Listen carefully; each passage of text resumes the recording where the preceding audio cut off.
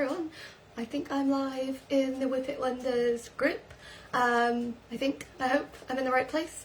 I'm just making sure I'm in the right place in all places, because otherwise I lose focus. So, I'm live. Yeah, I'm here. Should be. I'm checking in the Facebook group. It looks like it's trying to do something. There we go. It's always good. I always like to make sure that I'm also on the laptop as well so I can see your comments. So, today we are live. I'm a tiny bit late, but not too bad, to talk about recall from distractions with your Whippet or Sighthound.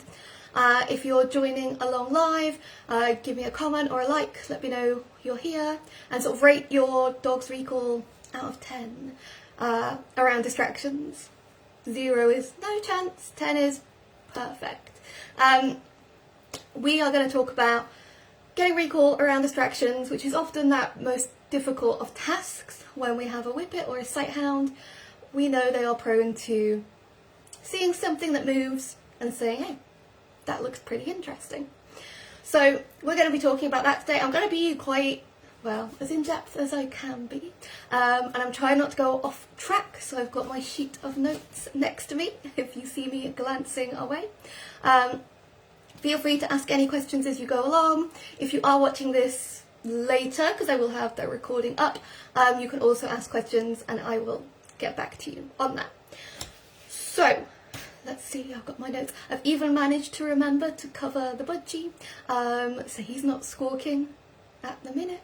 So we will get started. So, recall is difficult for Sighthounds. There are definitely some who find it easy, and that's great. I've had some who just wouldn't leave my side. Marley never left my side. But was it because he had a great recall, or was it because he was a little terrified of the world outside? I think it's probably that Marley was terrified of the world outside. And I know that there are plenty of Whippets that can be like that. I got my education with Arthur up here on recall. Thought I was doing pretty good until I got him about, oh god, quick maths, 8 years ago. And he was really typical Whippet. He saw something that moved, he would go. He wasn't very food motivated, he wasn't very toy motivated. You know, I know these can be problems that we can face, and I definitely faced them with Arthur. I built a lot of the skills I use now with Whippets and Sighthounds thanks to him. It always feels like I only have one dog up there. I'm not sure why there's only Arthur. I'll have to sort that out. But he is the one who made life very difficult and made me realise my first 2 Whippets were fairly easy comparatively. So all of these are sort of techniques I picked up from with having Arthur, and Arkle is a good boy overall with recall, so I can't pretend he's too difficult. So let's start with recall. Recall, by definition, is, I'm going to try and keep checking to see if there's any comments now, is a dog's ability to come back to us. And to me, a dog having a good recall means they can recall whatever is going on around them within sensible reason. Like if there's a hare, I'm probably not going to expect the best, if any, recall potentially. But I do define my dogs having a good recall as a recall around distractions. A lot of the time people will say to me, my dog's got amazing recall, and then the word comes until, and then there's like a list of different things appear.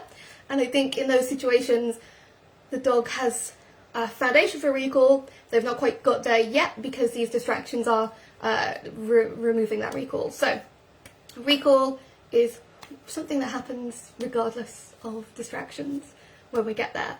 So what do we want to do for recall? I'm going to talk you through lots of steps and give you some actionable skills to take with you at the end of the I'm going to say call. It's not a call. We've not been doing this for I've not done these lives for a while. So our foundations for recall, if we want a really good recall around distractions, we have to have a good foundation of recall. We have to have a good foundation of offered attention. Offered attention is something that I work on with my dogs, like my puppies from day one now, and that is they should offer me attention and they get paid for it. They offer me eye contact, they get a treat, they check in with me around distractions on the street as well as in the open field. Then that's going to get them paid as well. It's really important that our dogs know what will get them paid, and they need to know that there is value in paying attention to us not just valuing all of the exciting things going on around us. And the exciting things going on around us are like a novelty machine, which is like designed for sight hounds. It's like, oh my god, there's something shiny over there. Oh my god, that leaf blew in the wind. There's plenty of things like going on. So we want offered attention, and we can, I'll sort of talk a bit more about distractions later, but we want to train this in the low distraction areas and build that up a little bit. We want to have motivation, so we want to have some games that our sight hound really likes to play with us. So for Arkle, he loves, I might have said it 100 times, the touch game, where he touches my hand with his nose. Yeah, I nearly always say that in reverse, so you can see me mentally checking I've said that right. He loves that game, he thinks it's the best, he thinks that's great, he loves my ready, steady, go game, he thinks that's amazing. Motivation games can be like formal training, like touch, you might have taught like spin or middle or pause up. I think it was Pearl the Whippet on Instagram who was posting a very enthusiastic pause up earlier. Games that our dogs find fun, and they can be those formal training games, or they can be games we play with treats. I know Arthur loved Thunder, where I threw a treat under my legs and he did rallies back and forth until I went dizzy usually. He was a fast little Whippet. We want fun motivation games because we want our dogs to know that spending time with us is fun. We don't want them to think we're just the fun police, ready to tell them to sit, stay, lay down all the time. Our sight hounds want to know, what is in it for me? And if we do fun things with them, they will more likely see us as a really valuable teammate out on our walks than if we don't. So we want often attention, we want fun motivation games. We want to pay good choices when we see them. And this is the thing that I do the most, which is sometimes difficult to translate to like the online courses and the posts that I do. I pay good choices an awful lot since I realised how badly I did with him as a puppy and his recall and focus was dreadful. Once he became a teenager, he got lots of good choice paying. And that was very much a case of, you were calm around that dog, I will yes, which is his like marker that tells him he's been good, and he will get a treat. And he might keep his feet on the floor around people. It doesn't have to be on the walks where he's off lead. It can be like anywhere. Any good choices get paid. I want my dogs to understand the system. Good choices get you something good.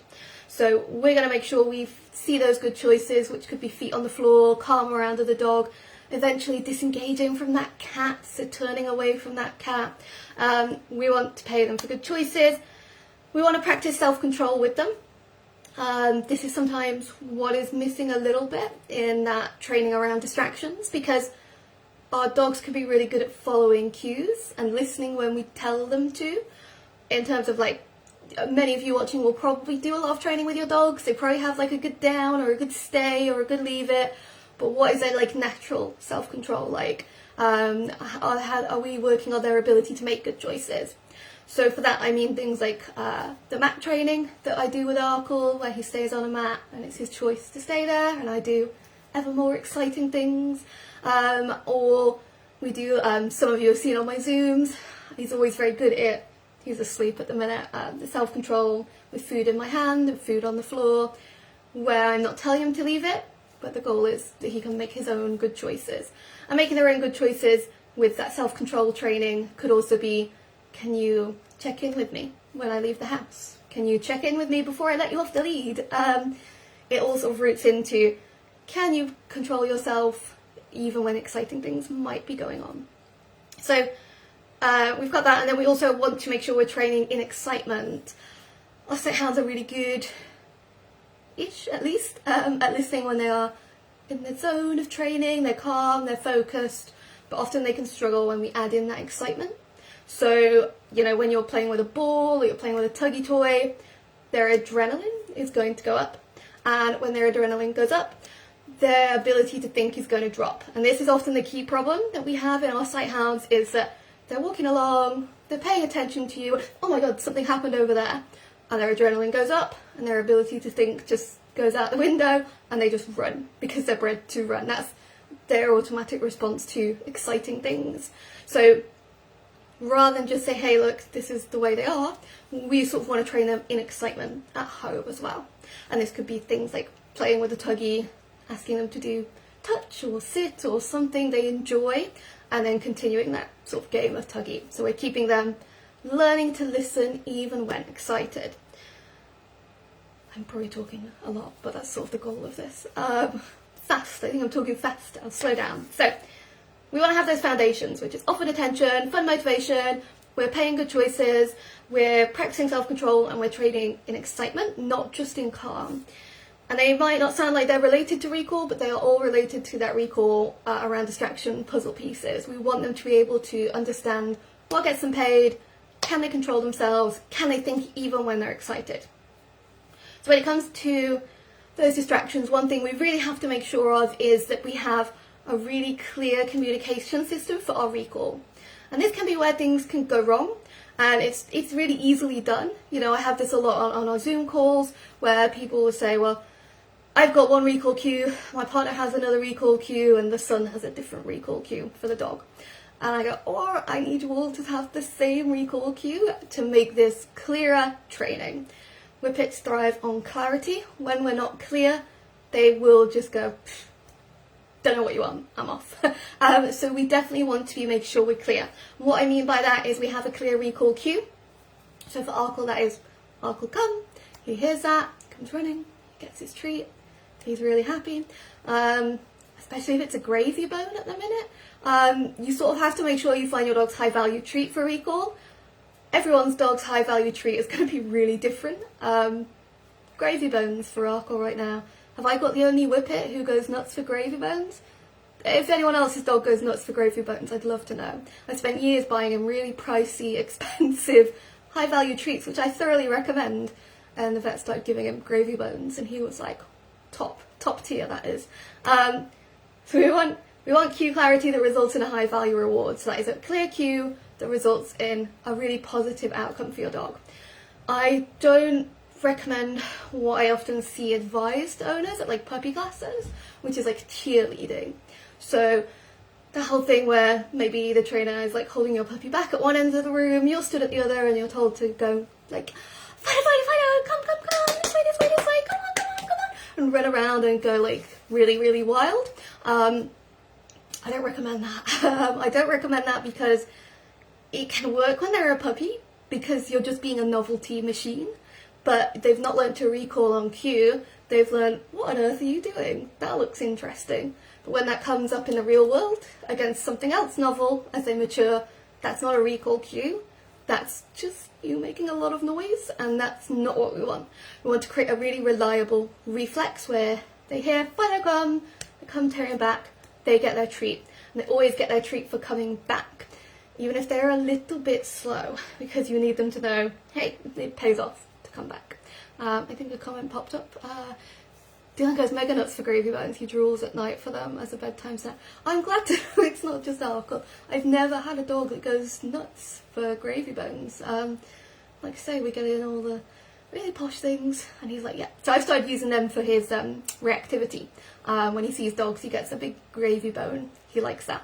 I'll come back to recall. So we want to have that recall clarity. So you need to think, what cue am I using? Is everyone in my household using it? If they're not being consistent with it, start, as in your dog's recall, if they're not being consistent with it or there is confusion, start with a new word. Start with a new phrase.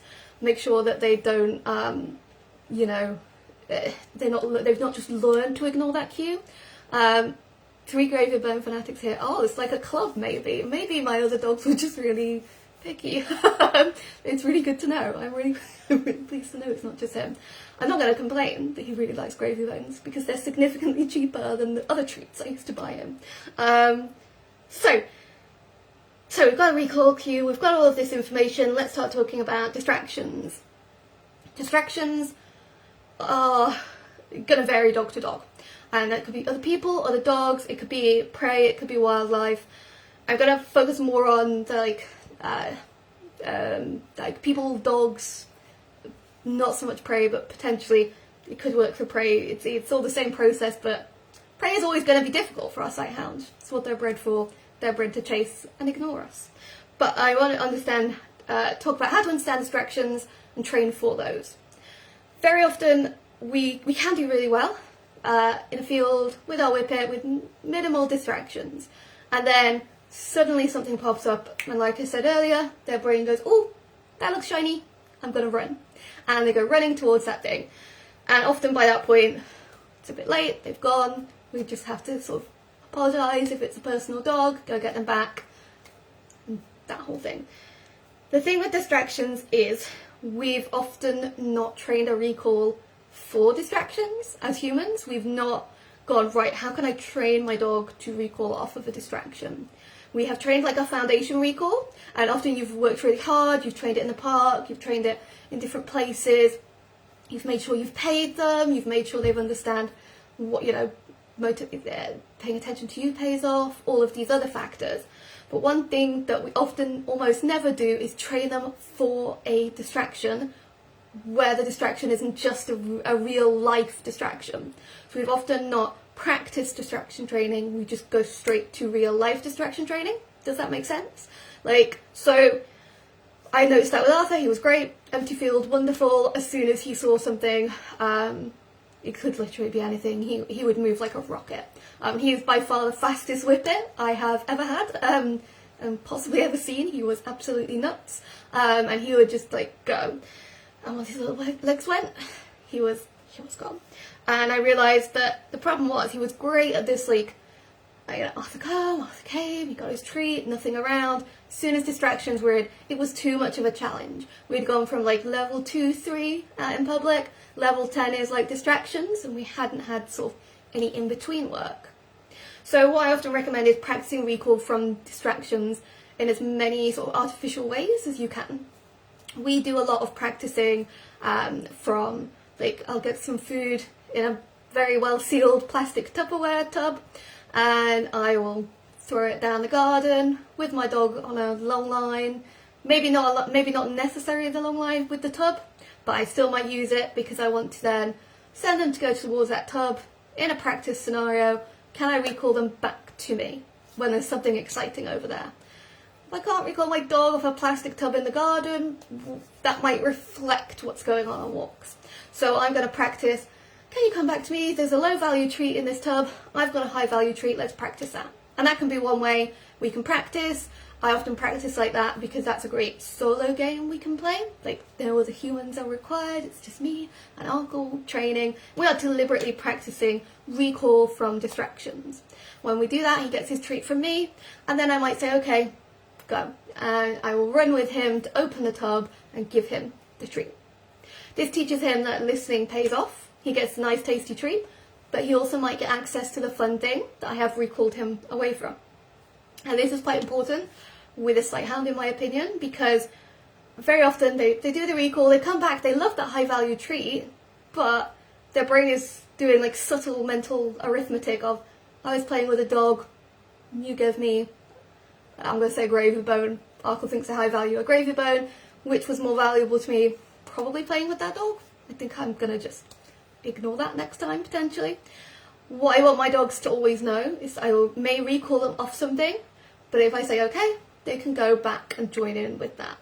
And this is where it could be great if we have like a multi-dog household and they're playing, we can get them used to recall away from each other, getting a treat, going back to play. Sometimes that recall away from the distraction might involve us being strategic with our movement. I'm always, hi my dog, I'm not running, but my dog is angles opposite me, I might move that way and recall them, so I'm going to catch their eye, if that makes sense. I'm going to practice it. I'm going to practice it from that. If there are multiple of me in my home, multiple humans wanting to work with the dog, maybe have one of you being deliberately distracting and one of you recalling the dog off the distraction. It's so important to make sure we are practicing it deliberately. And it's something we don't often do, and it's just not something we always think of. So one of my big pieces of advice is to practice away from distractions and understand that we often train at a level, like my imaginary level scale, like a level 2 or 3, where they're like, it's relatively easy, maybe even up to 4 or 5, but we've never practiced with something that is a lot more exciting, so we sort of skip to level 10 in real life. Yeah, that makes sense. So we can do that. We also probably want to create opportunities in real life to practice around distractions, using like a long line, making sure we're going out, we're training with those distractions at a distance, whatever that might be. It could be a cyclist, it could be a jogger, it could be children playing football. Arkle loved he would have loved to harass children playing football, but he was on a long line. He loved footballs when he was younger. We go out and we deliberately practice. We don't want to rely on our recall just being, which we often accidentally do as humans. Oh, he's running off, right, this is a good time to practice. It's a flip of the coin, really. Is he going to come back? Is he not going to come back? It's not really training when we do that. We're sort of hoping and being optimistic, which is great, but doesn't always achieve what we're looking for. Does that all make sense so far? Anyone, any comments, questions, thoughts? Feel free to comment. I am trying to keep an eye on the comments. But I am technologically, I can't concentrate on more than one thing at once. I used to be able to. I blame the Whippets. Their personality and distractibility rubs off on you eventually. So what we also want to do is create easy opportunities too. You know, we are doing the distraction, practicing the distraction from recall, practicing the recall from distractions, but we also do want to make sure we're practicing easy recalls on our walks, so they know it pays off, walks continue, life is good.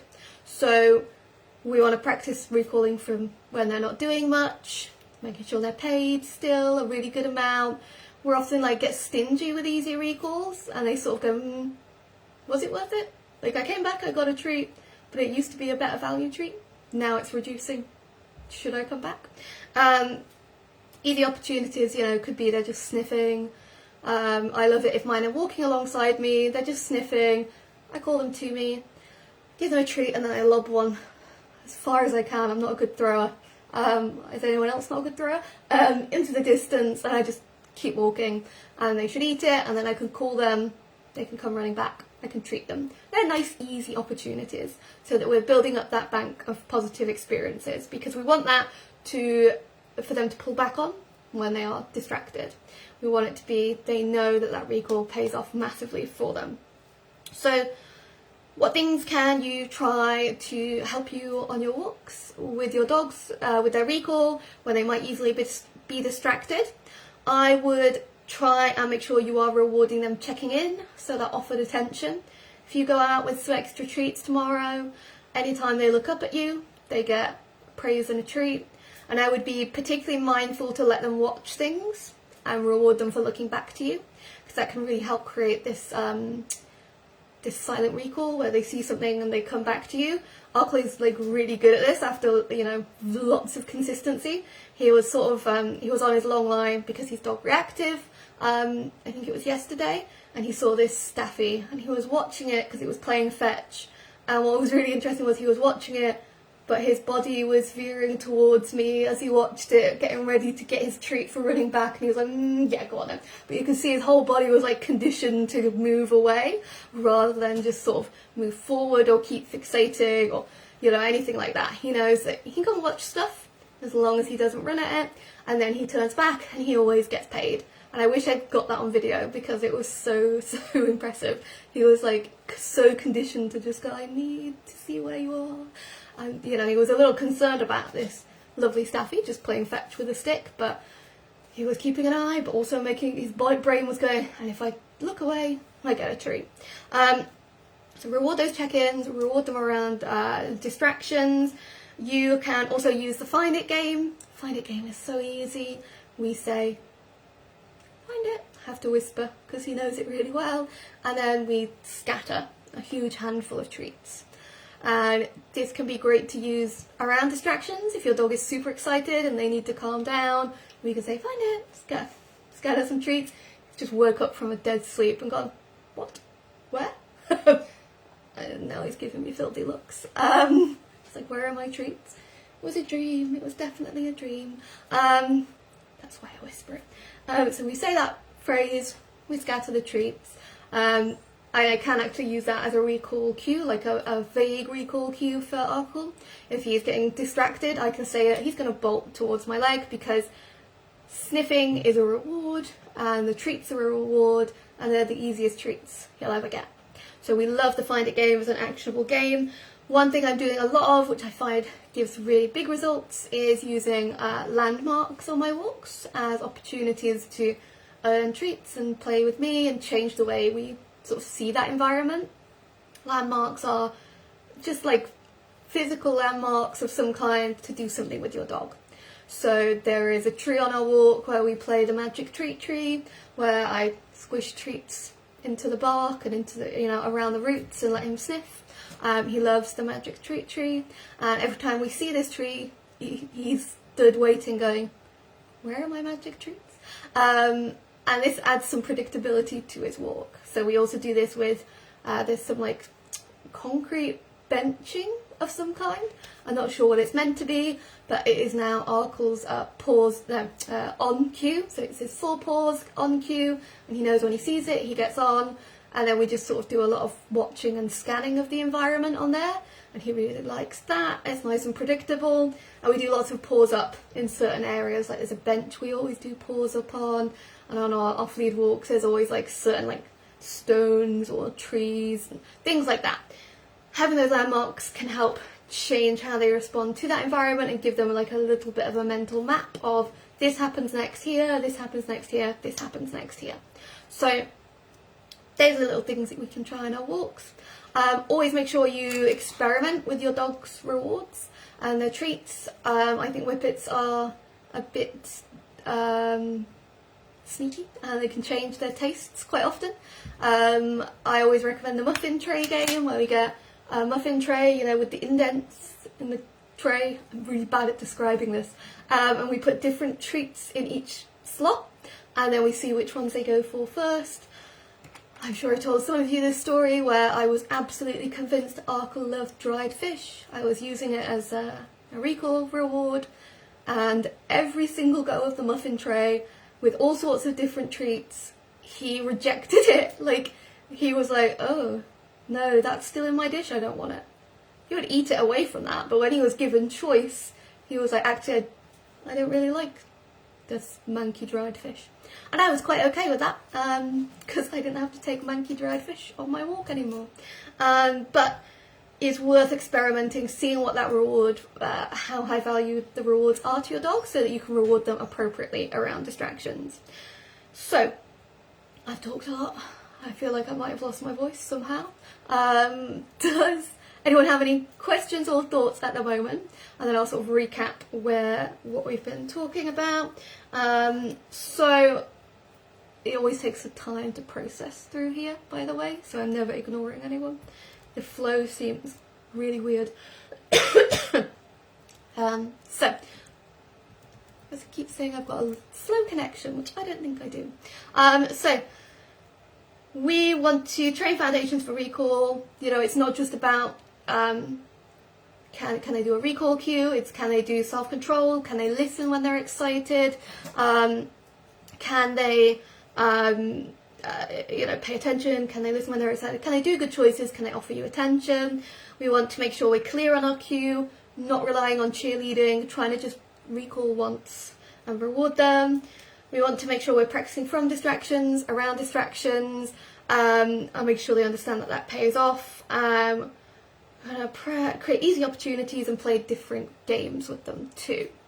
I can see some stuff popping up, so let's have a look. Beth says, how do you get the treats in the tree without him noticing? Freya watches me now, she knows I do it. He definitely sees me do it, so the process is more that I sort of say, right, stay, and I put the treats in. And that's sort of what works for us. If she has a vague stay, it could be a good opportunity to practice that and put them in. It's not so much that I need him to discover where they are. I just want him to like decompress, eat them, get that opportunity to do a bit of scavenging as part of that prey drive, and sort of do it that way. I don't know if that helps, Bev, but I will come back if you have any more questions. Eddie, how can I recall my dog from eating a rabbit corpse? Lots of practice. I have recalled mine off such things in the past. Dead things, I will say. Yeah, that's what we're saying, yeah. a lot of it is that I have done so much training on, you come back to me, you get a good reward, you might be able to go back. The mine don't really question that kind of thing. But we always did a lot of work on that. I do know that Arthur came back to me with parts of a dead rabbit and bird a few times, and I had to go, oh, thank you so much. Treat him and fling it in a bush somewhere near me. It's difficult it's more difficult if there are multiple of them, I think, and I think that might be where I might teach like an emergency whistle recall, which is a whole different process, unfortunately, to be annoying. But I think that would be the most successful. I think you can do it with a normal recall cue. It is just a case of I do lots of practice. Not exactly the same, but you could practice them recalling off, like if you feed them like the dried rabbit ears at home, or like I think for mine they get a lot of access to like furry stuff, like the rabbit skin dummies, the rabbit skin toys, the rabbit parts to eat. That they're not as excited by actual dead stuff, but yeah, I think it is just recall off distractions, and recall off distractions and going back to the distraction as a reward, but only when you say that okay or whatever your release cue is. I hope that helps a bit. And if I try to make sure I practice recall for the lead and then release my dog again, but she's often reluctant to come fully back to me. She doesn't want to be back on lead. So if I'm understanding right, and correct me, she won't come back always because she thinks you're going to clip her on the lead. She doesn't want to go. If that's what I'm thinking and what the image I have in mind, I would be doing a lot of practice in my garden where I recall, I see, find it, I scatter the treats, I clip them on casually while they're eating, and then they finish eating and I immediately clip them off. And I would think about the things you physically do on the walk when you might recall to put them back on the lead. So sometimes we don't notice we're doing certain body language. With that, just rereading it again, practice lead, and then release my dog, which come back fully. Yeah, you could. One of the things we used to do in my recall classes was I would have them on the long line, and I would practice them recalling, being put on an extra lead, knowing that they couldn't go anywhere on the long line, walking them a few steps, unclipping the lead, unclipping the spare lead, not the long line, letting them go again, and practicing just a lead going off and on, and it's sort of not being a big deal, and they know that the long line is there. And then if they were on the long line and they saw the lead coming and they didn't come closer, you could walk away while still having the long line to get them to come back to you. I'm going to read that 100 times. I think that's what you're trying to say. Let me know if that is helpful. I think that's all of the comments at the minute. I will see if anyone else has any more comments or thoughts. Recall is difficult, and they're also... Oh, there's more. They're also different. Let's have a look. Sully has issues with food. Hang on, it's making me click see more, and I'm not going to be able to do that on this phone.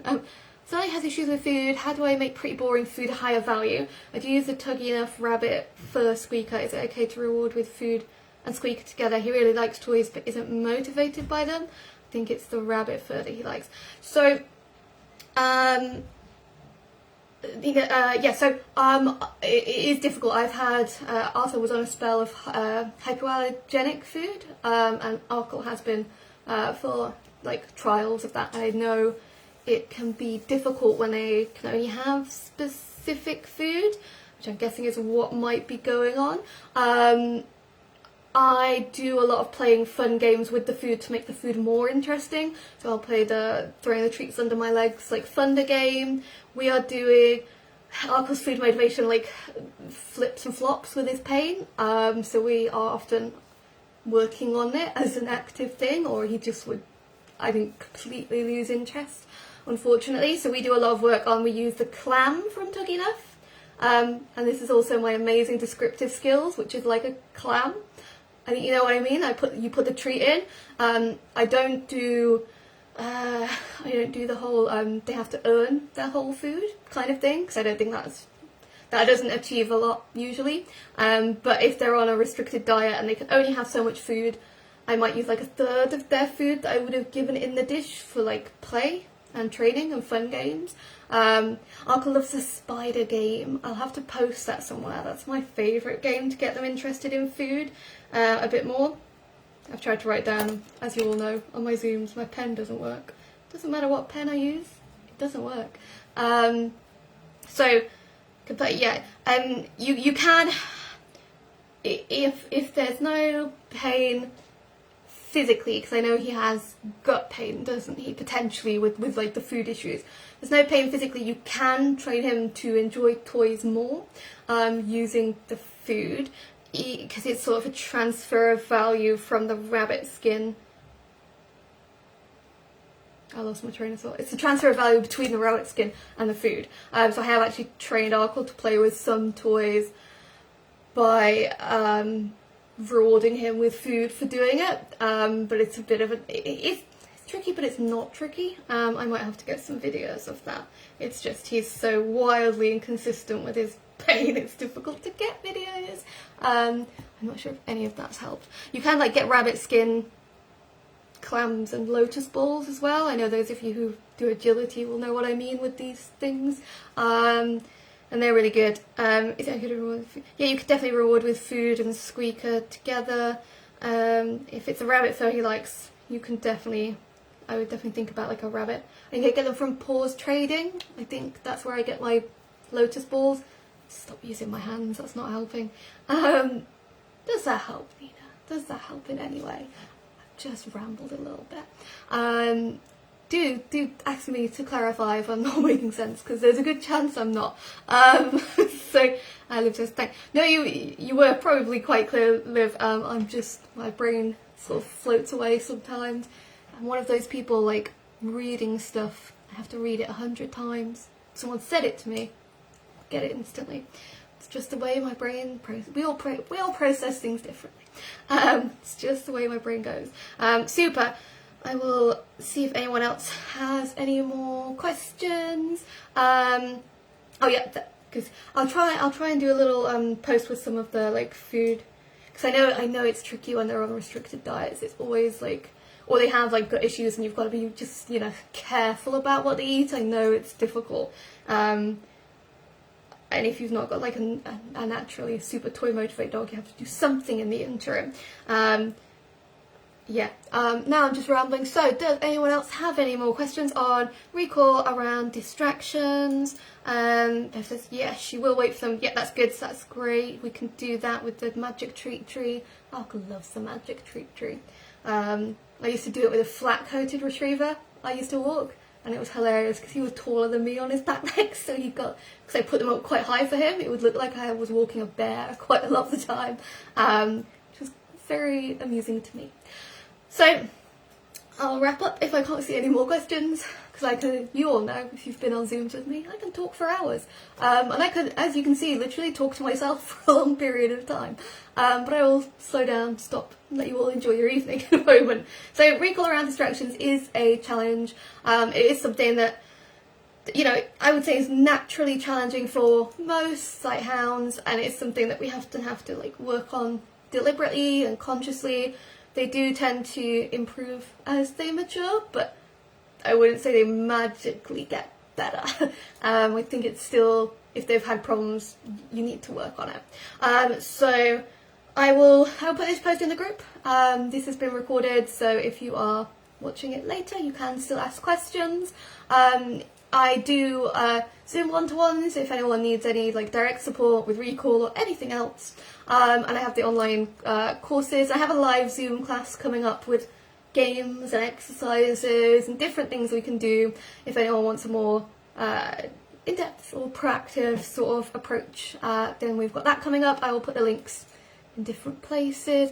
I'll definitely get a video of the spider. I don't think I've got that anywhere, and I should, because it's absolutely, I think I post it sometimes on my Instagram stories, and I always forget. I don't post everything equally along my social media. Yeah, the spider game's great. I will definitely, I've made a note to make a video of that. It's his favourite. He loves that game. I get very excited. He doesn't love a lot of games with his pain, but I can almost guarantee he will play the spider game. He loves it. Right. Thank you for watching. Thank you for joining in. Joining in and leaving comments always means I feel a little less like I'm talking to a wall or a camera. So much appreciated. If you're watching, you have any questions on anything, you can post them in the group, get everyone's feedback. If you need help specifically, I do the Zooms or courses, all of that kind of thing. But I hope that was helpful to some people and that you enjoy the rest of your evening. Always feel free to post photos of your whippets in the group. Algorithms, it's much appreciated. Thanks for your support and thank you for watching. Have a good evening. Bye!